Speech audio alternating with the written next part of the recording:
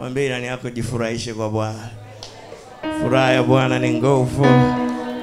Tikise tena mwambie furahi katika Bwana ndio nguvu zilipo. Haleluya. Kwa hiyo inaona neema ya Bwana. Amen. Neema ya Bwana iko hapa. Bwana anatawala. Kwa hiyo katikati ya wiki Bwana aliniambia kitu kuhusiana na leo cha kufundisha au cha kujifunza. Lakini leo usiku tena wakati na Bwana akawa ameniambia kitu kingine. Jina la Bwana libarikiwe. Lakini Bwana ni mwema. Bwana Yesu asifiwe. Haleluya. Hebu msalimie jirani yako kwa upendo. Mwambie Yesu anakupenda.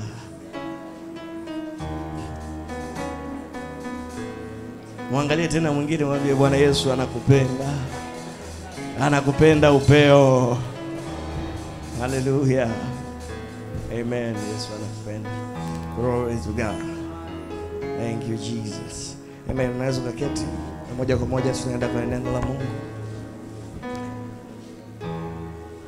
Neno la Mungu kutoka kile kitabu cha Kutoka sura ile 20 mstari ule wa 24. Ukielewa hiki kitu kitabadilisha maisha yako. Kutoka 20:24. Kutoka sura ile 20 mstari ule wa 24. Erabasutakai shelia brahanda likadasu. Neno la Mungu linasema Kutoka, kitabu kile cha Kutoka. Baada ya kitabu cha Ufunuo tunaingia kitabu cha Kutoka. Tunatoka kwenye Biblia. Kutoka 20 mstari ule wa 24. Neno la Mungu linasema utanifanyia madhabahu. Utanifanyia madhabahu ya udongo, nawe utatoa dhabihu zako juu yake. Sadaka za kuteketezwa na sadaka za amani. Kondoo zako na ng'ombe zako. Kila mahali nitakapotia ukumbusho wa jina langu, hapo ndipo nitakapokujilia na kukukaribia, kukubarikia. Bwana Yesu asifiwe. Haleluya. Naomba turudie wote kwa pamoja. Kama umefika kile kitabu cha Kutoka sura ile 20 mstari ule wa 24. Roho wa Bwana anafurika mahali hapa. Anasema utanifanyia madhabahu. Utanifanyia madhabahu ya udongo, nawe utatoa dhabihu zako juu yake. Sadaka za kuteketezwa na sadaka za amani. Kondoo zako na ng'ombe zako. Kila mahali nitakapo.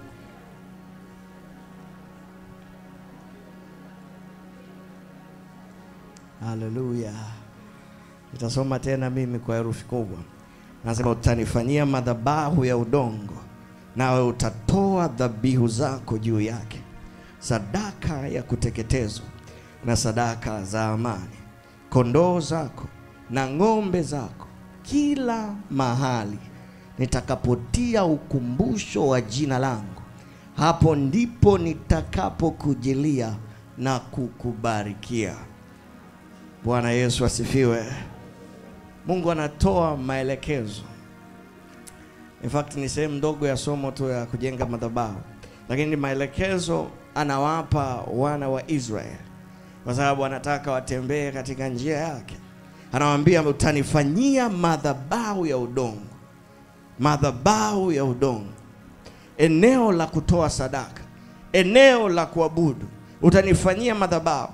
Na anasema kila mahali. Hebu sema kila mahali. Nataka uelewe hivyo vitu vya mwanzoni vya msingi. Sema kila mahali. Kwa anasema nataka mnifanyie madhabahu ya udongo. Nataka mtengeneze madhabahu kwa ajili ya kutoa sadaka. Na akazisema pale sadaka mbali mbali. Lakini sio hivyo tu. Bwana Yesu asifiwe. Anasema kila mahali nitakapotia ukumbusho wa jina langu. Hebu sema kila mahali. Atakapotia ukumbusho wa jina lake. Bwana Yesu asifiwe. Nataka uelewe hii siri. Bwana Yesu asifiwe, kwa sababu ina nguvu sana. Anasema kila mahali nitakapotia ukumbusho wa jina langu, utanijengea madhabahu. utasimamisha madhabahu kila mahali. Sema tena, kila mahali. Kila mahali. Atakapotia ukumbusho wa jina lake. Anasema hapo, kutoka hapo. Anasema kutoka hapo ndipo nitakapokujilia. Na ndipo nitakapofanyaje? Kubarikia. Bwana Yesu asifiwe. Haleluya. Madhabahu ni mahali ambapo ulimwengu wa roho na ulimwengu wa mwili unakutana. Bwana Yesu asifiwe. Haleluya. Ni mahali ambapo ulimwengu wa roho na ulimwengu wa mwili unafanyaje? Unakutana. Kwa Mungu anataka hawa watu watengeneze madhabahu. Na hiyo madhabahu sio tu kwamba unajichagulia wewe. Anasema kila mahali. Sema tena, kila mahali. Kila mahali. Bwana Yesu asifiwe. Haleluya. Anasema kila mahali nitakapotia ukumbusho wa jina langu. Manake Mungu anatafuta kila wakati nafasi ya kuweza kufikia maisha ya hao watu ili aweze kuwabariki. Lakini hatafanya hivyo pasipo wao kutengeneza namna. Na ndio maana nawaambia kwamba watengeneze madhabahu. Na wakishatengeneza, kila wakati atakuwa anawajilia na kuwabarikia. Bwana anatawala. Tuko pamoja hadi hapo, watu wa Mungu. Bwana Yesu asifiwe. Haleluya. Unatiririka katika mtiririko wa Roho Mtakatifu. Haleluya. Bwana anatawala. Bwana ameshinda. Ndio maana sasa unakuja unasoma Biblia, unasoma maisha ya Ibrahim. Kila wakati Mungu alipofanya jambo fulani, alijenga madhabahu. Unasoma maisha ya Isaka, maisha ya Yakobo, maisha ya watu wa Mungu. Kila wakati Mungu alipotenda jambo fulani, walisimamisha madhabahu. Bwana Yesu asifiwe. Hao walifanya, Ibrahimu walifanya kwa ufunuo wa Roho Mtakatifu. Lakini wakati wa Musa, Mungu anawapa maelekezo ya wazi wazi ya kwamba hivi ndivyo inavyotakiwa kuwa. Kila wakati linapotokea jambo fulani, kila wakati ninapofanya jambo fulani, mtasimamisha madhabahu. Bwana Yesu asifiwe. Anasema na kutoka hapo ndipo nitakapokujilia. Anasema ndipo nitakapokubarikia. Bwana anatawala. Bwana ameshinda. Wangapi wanataka kujiliwa na Bwana? Haleluya. Bwana Yesu asifiwe. Kwa hiyo nimekwambia madhabahu ni mahali ambapo ulimwengu wa roho na ulimwengu wa mwili unakutana. Bwana Yesu asifiwe. Haleluya. Haleluya. Bwana Yesu asifiwe. Kwa wakati mwingine ukisoma kwenye Biblia unaona Mungu anasema neno na Ibrahim, na Ibrahimu anasimamisha madhabahu, kwa sababu ndipo hapo Mungu alipoweka ukumbusho wa jina lake. Kuweka ukumbusho, anasema mahali popote nitakapotia ukumbusho wa jina langu. Maana aidha ni mahali popote ambapo amefanya jambo ambalo utafanya umkumbuke, au amesema jambo ambalo utafanya umkumbuke, au chochote kile ambacho amekitenda, kila ukifikiria unamkumbuka Mungu. Anasema mahali hapo utasimamisha madhabahu. Bwana anatawala. Bwana ameshinda. Jina la Bwana libarikiwe. Haleluya. Mtu anajiuliza sasa, kwa hiyo na sisi tuanze kujenga madhabahu kila sehemu? Mwambie jirani yako, kaa ujifunze. Mtikize kidogo, mwambie sikiliza kwa makini. Bwana Yesu asifiwe. Haleluya. Mwanzo 12 mstari ule wa 7.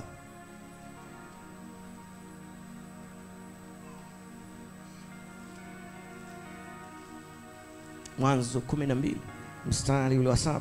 Biblia inasema Bwana akamtokea Abraham. Bwana akamtokea Abraham akasema, uzao wako nitawapa nchi hii, naye huko akamjengea madhabahu Bwana aliyemtokea. Sikiliza. Anasema Bwana akamtokea Abraham. Anamwambia uzao wako nitawapa nini? Bwana Yesu asifiwe. Amempa neno, amekuja, amempa neno. Anamwambia uzao wako nitawapa nchi. Biblia inasema Abraham baada ya kusikia alifanyaje? Aliandika akaondoka zake. Anasema akamjengea Bwana madhabahu. Sikiliza, madhabahu ni ya nini?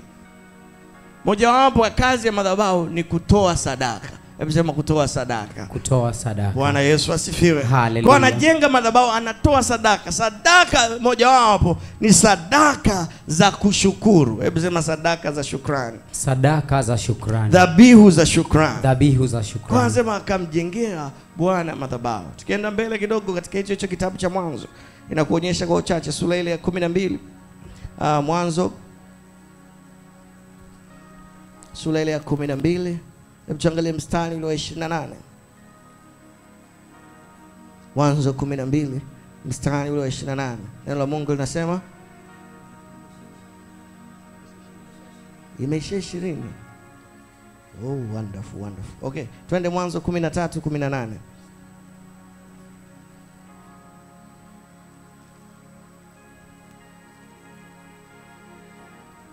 13:18.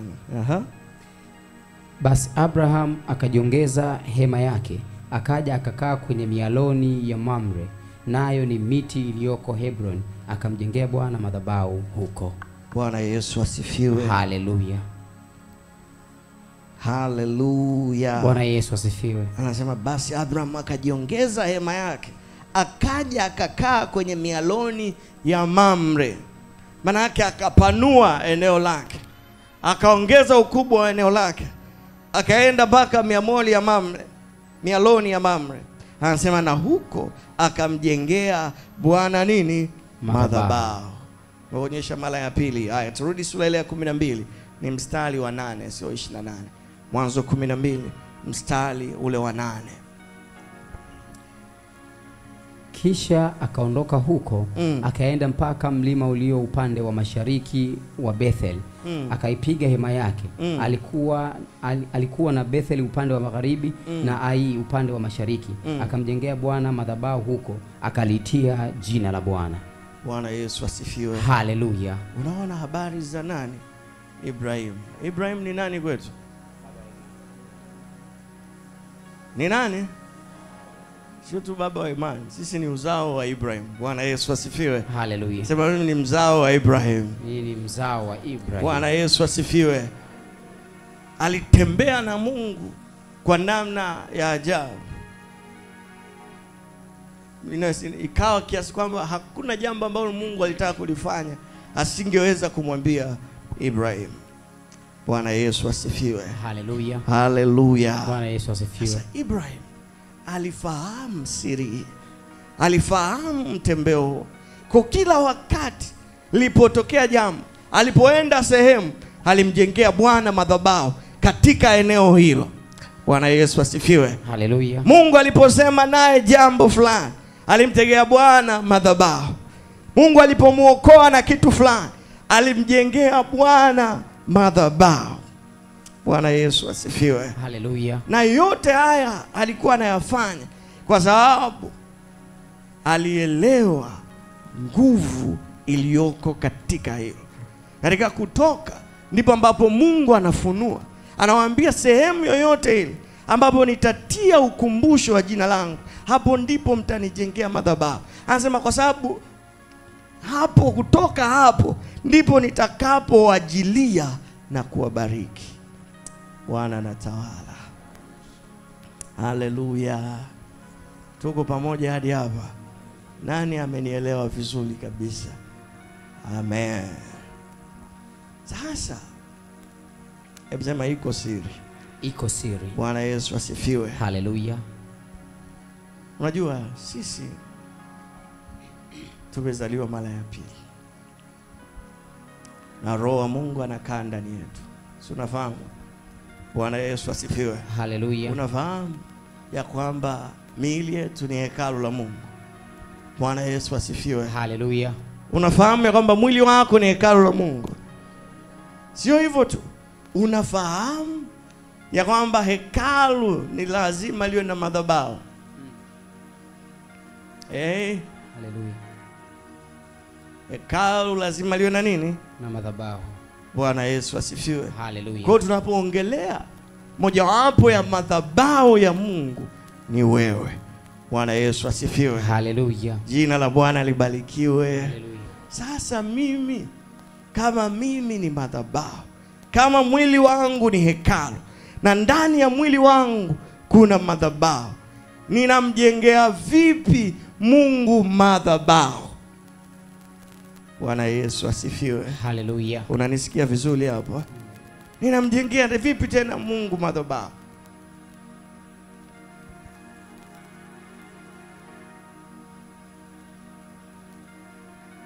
Kuna mtu ananielewa hadi hapa?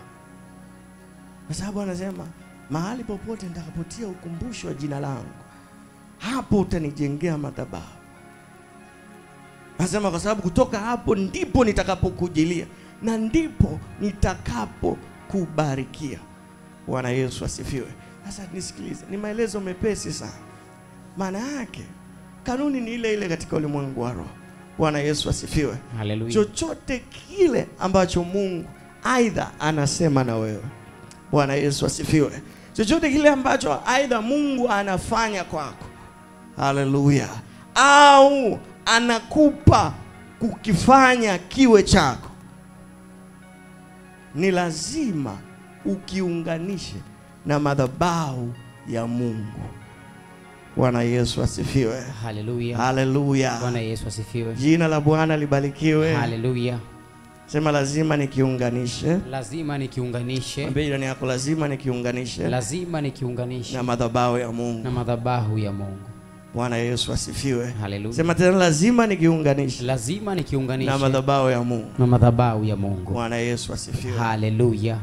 Kwa hiyo hatujengi kwa namna ya mwili, ila tunahakikisha tunaunganisha kile kitu na madhabahu ya Mungu. Na kwa namna gani tunaunganisha? Bwana anatawala. Bwana ameshinda. Turudi kwenye madhabahu. Anasema utanijengea madhabahu. Bwana Yesu asifiwe. Na kutoka hapo ndipo utanitolea sadaka. Anasema sadaka za kuteketezwa, sadaka za ng'ombe, sadaka za shukrani. Anasema hizo utanijengea kila mahali nitakapotia ukumbusho wa nini? Wa jina langu. Anasema kutoka hapo ndipo nitakapokujilia na ndipo nitapofanyaje? Kubarikia. Nitakapofanyaje? Kubarikia. Kwa sababu tayari kuna connection. Bwana Yesu asifiwe. Hallelujah. Ninataka kukubariki, ninataka kurudi na kujidhihirisha kwako. Nitafikia wapi? Lazima iwepo madhabahu. Bwana Yesu asifiwe. Ninataka kufanya kitu. Oh, haleluya. Bwana anatawala. Bwana ameshinda. Unanisikiliza vizuri mtu wa Mungu? Umewahi kusikia watu wanaweka zindiko? Ndio. Hao hatujui maana ya zindiko. Ushawahi kusikia zindiko? Unajua wanachokifanya ni nini? Wanaunganisha kile kitu na miungu yao. Bwana Yesu asifiwe. Haleluya. Haleluya. Bwana Yesu asifiwe. Sasa wewe na ni ufahamu wa roho. Ni kitu ambacho Mungu alinifundisha miaka 2 iliyopita. Na kila wakati nitakuelezea. Bwana Yesu asifiwe. Kwa mfano, Bwana anatawala. Bwana ameshinda. Haleluya. Bwana Yesu asifiwe. Mungu, kwa neema ya Mungu labda nimenunua simu. Unajua mimi nikipata kitu, kwa mfano, nimenunua simu. Nitakachokifanya cha kwanza baada ya kupata hiyo simu, nitapiga magoti. Bwana Yesu asifiwe. Haleluya. Nitamshukuru Mungu kwa ajili ya hiyo simu. Unanisikiliza? Sitasema tu baba nakushukuru umenipa simu. Ashukuriwe Mungu umenipa simu. Bwana Yesu asifiwe. Haleluya. Nitapiga magoti. Nasema baba nakushukuru. Wewe ndio unipae vitu vyote. Asante kwa simu hii. Hii simu ni ya kwako. Nitaitumia kwa utukufu wa jina lako. Bwana Yesu asifiwe. Haleluya. Haleluya. Bwana Yesu asifiwe. Sikiliza, nilichokifanya hapa ni kwamba nimeunganisha simu yangu na madhabahu ya Mungu. Bwana Yesu asifiwe. Haleluya. Haleluya. Bwana Yesu asifiwe. Nimeunganisha hiki kitu na nini? Na madhabahu ya Mungu. Bwana anatawala. Bwana ameshinda. Kwa mfano, tunajifunza neno la Mungu. Mimi nikijifunza neno, na kueleza, naweza nikawa niko namsikiliza Baba Chris, nasikiliza kitu ambacho kimeingia ndani yangu, nimejifunza, nimekama sitatoka tu kusema somo la leo ile nimepata kitu. Nitapiga magoti, nitamshukuru Mungu. Nasema Baba ninakushukuru. Hili neno limekuja kwa wakati. Ninalipokea ndani yangu. Asante uko unaendelea kusema nami. Bwana Yesu asifiwe. Asante uko unashughulika sana na maisha yangu kiasi kwamba ukalituma neno hili kunibadilisha. Nisikilize, tayari ile neno sio tu kwamba nimelipokea ndani yangu, limeunganika na madhabahu ya Mungu ndani yangu kiasi kwamba lile neno sasa ninaweza kulitumia, ninaweza kuliishi. Na ndio maana kila wakati tukiofundisha hapa neno la Mungu tunakwambia mshukuru Mungu kwa neno lake. Bwana Yesu asifiwe. Sio kwamba tuseme baba tunakushukuru neno lako la leo limetuburudisha. lakini ujiunganishe na lile neno na madhabahu ya Mungu ndani yako. Bwana Yesu asifiwe. Haleluya. Kuna mtu ananielewa hadi hapa? Bwana Yesu asifiwe. Haleluya. Sikiza, ni hatua ya kwanza ya shukrani ambayo inatoka katika vinywa vyetu. Bwana Yesu asifiwe. Haleluya. Inawezekana baada hapo Mungu akwambia toa kitu, lakini hautasikia kutoa kitu kama hujafanya shukrani kama ibada.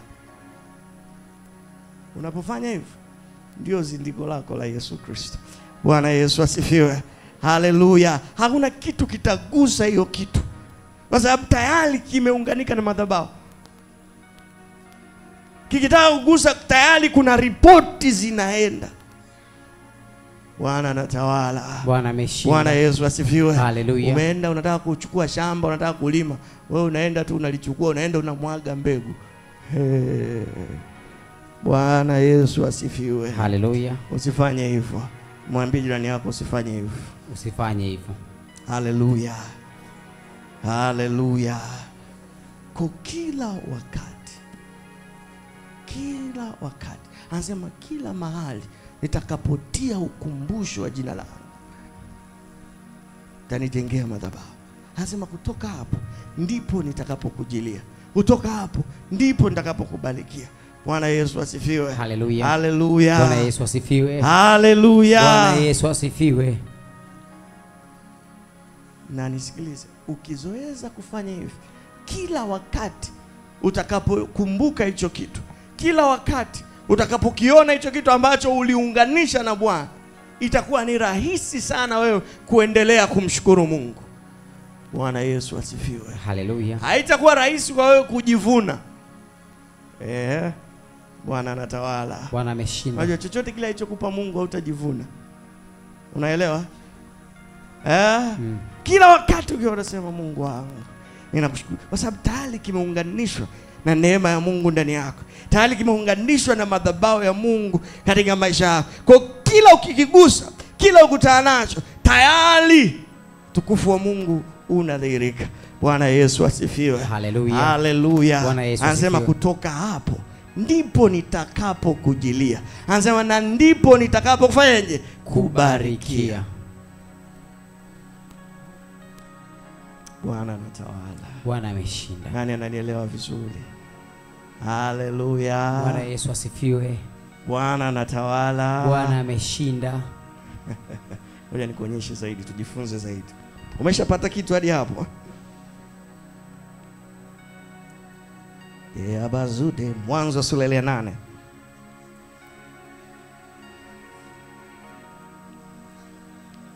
Mstari ule wa 20. Ndio Biblia inasema ni neno jema kumshukuru Mungu. Mwanzo sura ya 8 mstari ule wa 20. Biblia inasema Mwanzo 8 mstari ule wa 20. Anasema Nuhu akamjengea Bwana madhabahu. Akatwaa katika kila mnyama aliye safi na katika kila ndege aliye safi, akavitoa sadaka za kuteketezwa juu ya madhabahu. Umeona?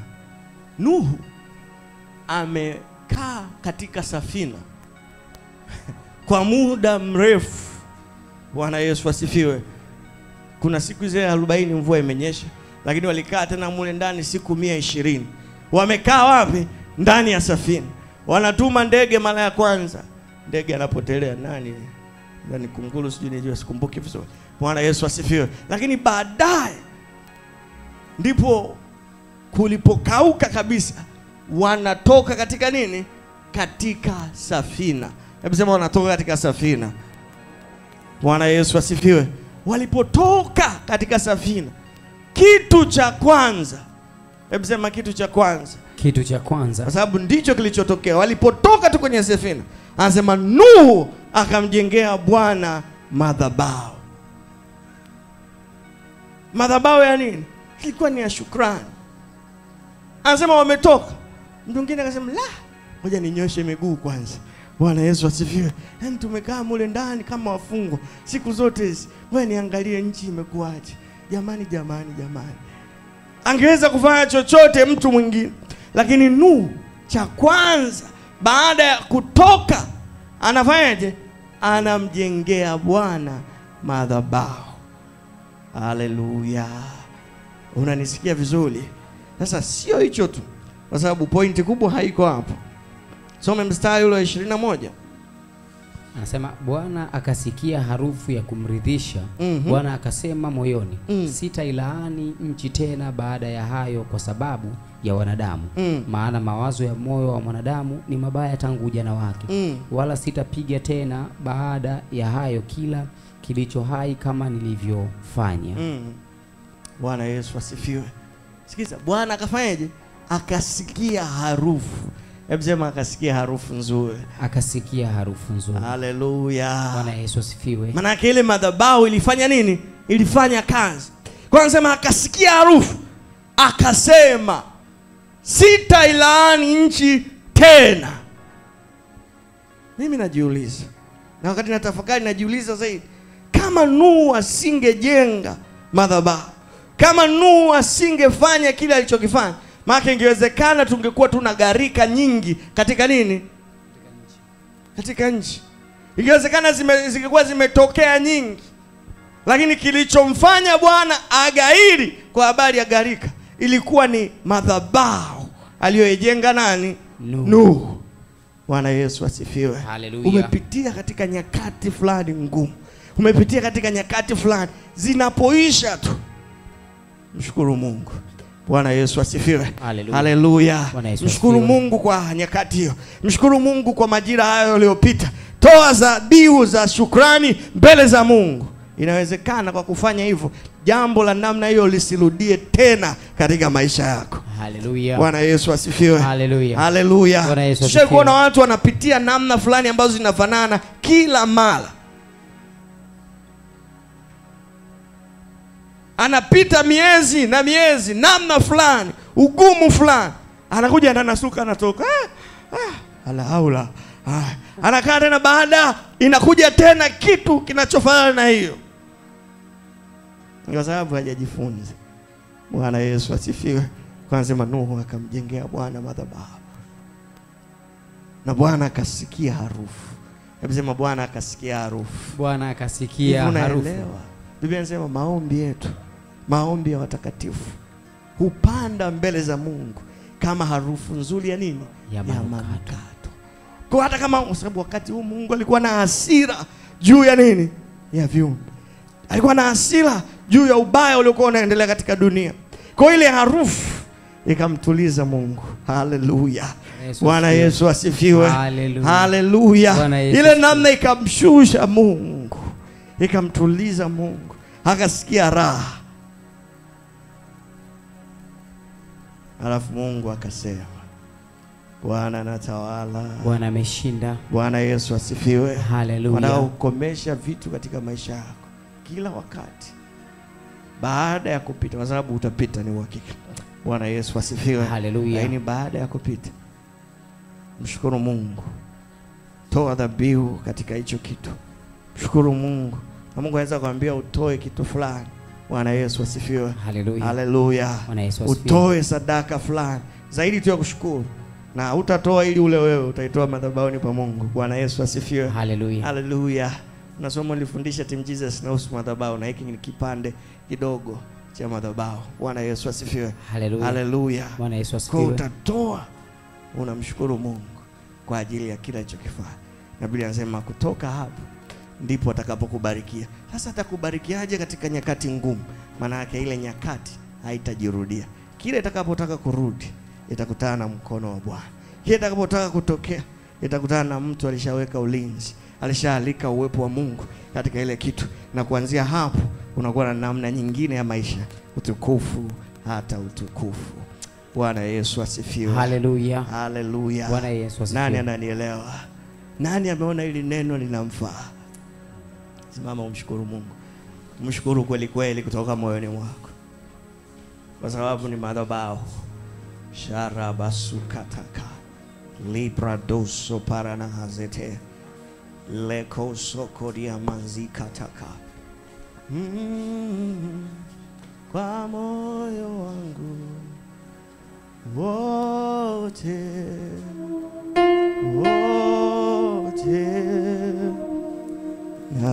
nakushukuru kwa moyo wangu wote, wote nakushukuru. Endelea kumshukuru Mungu kwa moyo wangu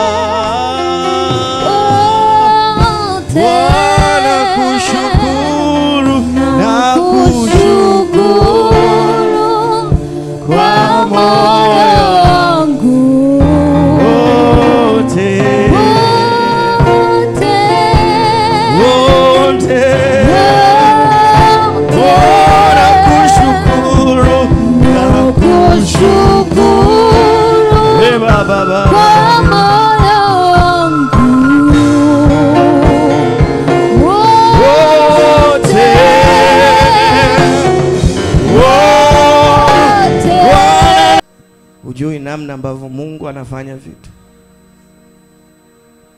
Roho Mtakatifu alinikumbusha habari fulani kuhusu Daudi. Anasema Daudi alifanya kosa,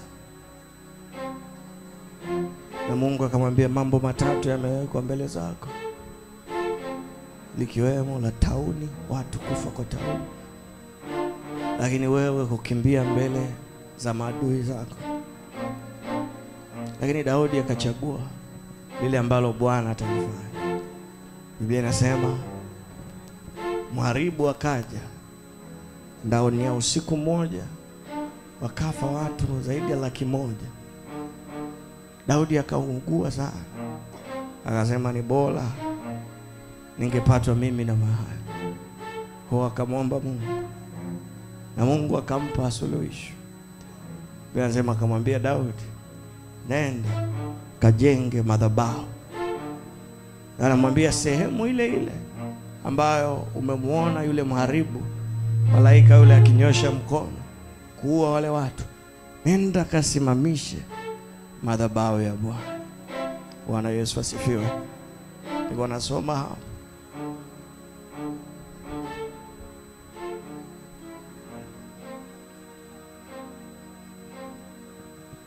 Bwana Yesu asifiwe. Samueli wa pili 24 mstari wa 18. Nataka nikuonyeshe ili ujue kuomba kwa namna fulani tukiwa bado tumesimama. Usikae kwa sababu ni saa ya Bwana. Nataka tuangalie tuko pamoja. Samueli wa pili 24 mstari wa 18. Anasema siku hiyo Gadi akamwendea Daudi akamwambia, haya, kwea wewe ukamwinulie Bwana madhabahu penye kiwanja cha Arauna Myebusi. Basi Daudi akakwea sawa sawa na neno la Gadi kama Bwana alivyomwamuru. Anasema huyo Arauna akatazama, akamwona mfalme na watumishi wake wakimjia. Arauna akatoka akasujudu mbele za mfalme kifulifuli hata nchi. Anasema Arauna akasema, bwana wangu mfalme amemjia mtumwa wake kwa kusudi gani? Naye akasema, makusudi ninunue kwako kiwanja hiki ili nimjengee Bwana madhabahu, ili kwamba tauni ipate kuzuiliwa katika watu. Anasema Arauna akamwambia Daudi, bwana wangu mfalme na akitwae amtolee yaliyomema machoni pake. Tazama ng'ombe hawa na sadaka ya kuteketezwa, tena vyombo vya kupuria na vyombo vya ng'ombe viko kwa kuni. Vitu hivi vyote mfalme, mimi Arauna nakupa wewe. Kisha Arauna akamwambia mfalme, Bwana Mungu wako na kukubali. Bwana Yesu asifiwe. Kwa nabii wa Bwana amemwambia Daudi suluhisho la hii tauni, nenda kajenge madhabahu sehemu ile ile ambapo yule mharibu alikuwa amesimama. Lakini lile eneo ambao anaenda kujenga madhabahu halikuwa ni la Daudi, lilikuwa lina mtu ndio anaitwa huyo Arauna. Kwa Daudi akawa amekusudia kulinunua. Bwana Yesu asifiwe. Amekusudia kulinunua. Kwa anaenda kulinunua. Anafika ili kwa sababu anamtambua ni mfalme, anampokea kwa heshima na anamwambia eneo hili ni la kwako, wewe litumie tu. Na hata vyombo hivi vya kwako, ng'ombe hawa hapa, toa tu sadaka, Bwana na akukubali mfalme. Bwana Yesu asifiwe. Ukisoma mstari wa 24 ndipo unaelewa Daudi alikuwa ni mtu wa namna gani. 24 anasema, lakini mfalme akamwambia Arauna, la sivyo, lakini kweli nitavinunua kwako kwa thamani yake, wala sitamtolea Bwana Mungu wangu sadaka ya kuteketezwa nisizozigharamia. Anasema hivyo Daudi akalinunua hicho kiwanja cha kupuria na wale ng'ombe kwa shekeli 50 za fedha. Anasema naye Daudi akamjengea Bwana madhabahu huko, akatoa sadaka ya kuteketezwa na sadaka ya amani.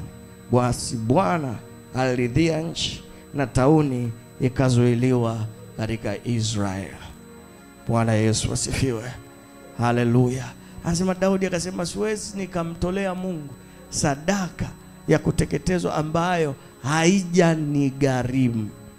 Hebu sema haijanigharimu. Maana yake haitakuwa na nguvu. Bwana Yesu asifiwe. Haleluya. Haitakuwa na nguvu. Kona alipotoa ile sadaka, Biblia inasema Bwana akairidhia. Jina la Bwana libarikiwe. Unanisikiliza vizuri mtu wa Mungu? Kuna jambo linaendelea kwenye maisha yako. Inawezekana ni baya. Bwana Yesu asifiwe. Inawezekana linakusababishia shida. Pata muda muombe Mungu. Tafuta shauri la Bwana. Katika kumwomba Mungu, mshukuru Mungu. Bwana Yesu asifiwe. Haleluya. Mshukuru Mungu kwa yote ambayo amewahi kufanya katika maisha yako, kwa mema yote, kwa uzuri wote. Bwana anatawala. Haleluya. Unachokifanya ni kwamba unachokoza au unahusisha madhabahu ya Bwana na maisha yako, na matokeo yake ajibuye kwa moto. Biblia inasema ni Mungu ajibuye kwa moto. Atajidhihirisha, atakujilia wewe kupitia hicho ulichokuwa unakifanya na kukubarikia.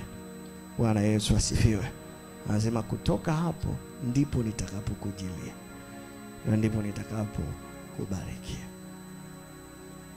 Haleluya. Kuna mtu anaelewa anachokisema?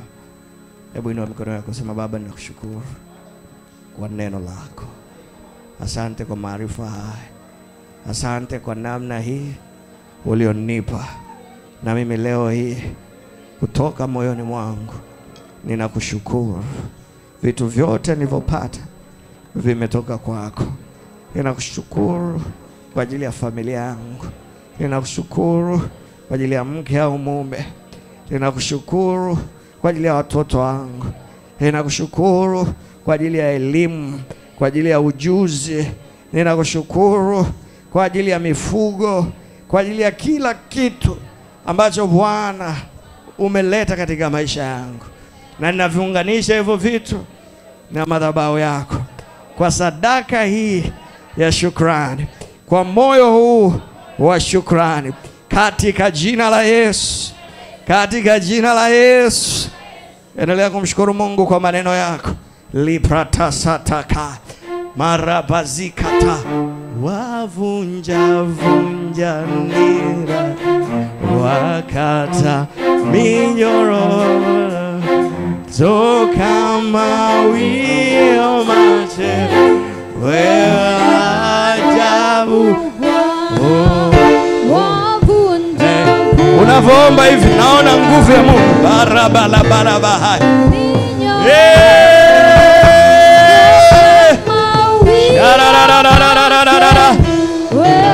Maana yake umempa ruhusa Bwana kwenye vitu vyako. Shataka paka likataka baya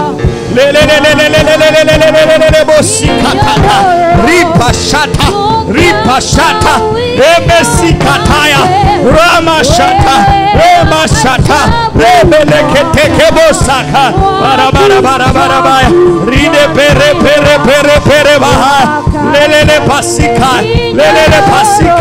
pakataka emasikata leboshata kabaha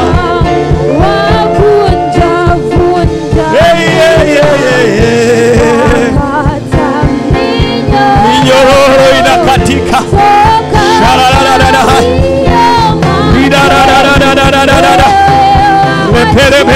pere bahaya libana bana hate repasikata rikotoko paka ketekepetere ba ramashatakaya lelelelele bosika lelelelelelelelelelele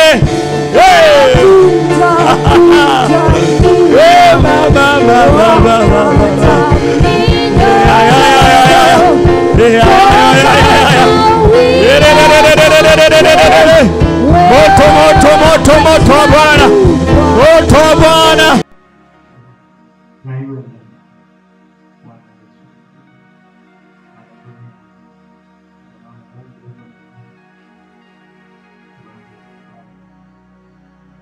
Hallelujah.